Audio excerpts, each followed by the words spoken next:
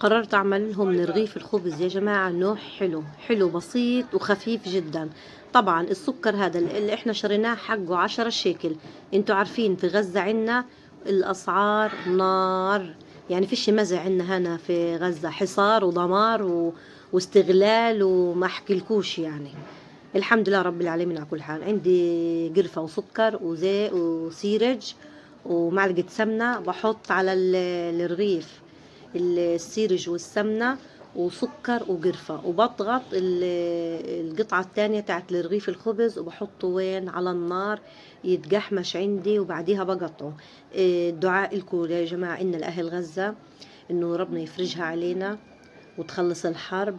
يا رب العالمين.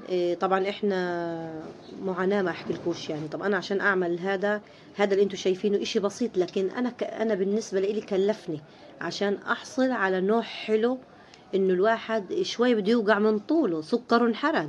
حكيت لا ما بدهاش، انا بدي اعمل هذه الخطوة. بعد ما حمصته قطعته وعملت فنجان قهوة وصحتين وعافية.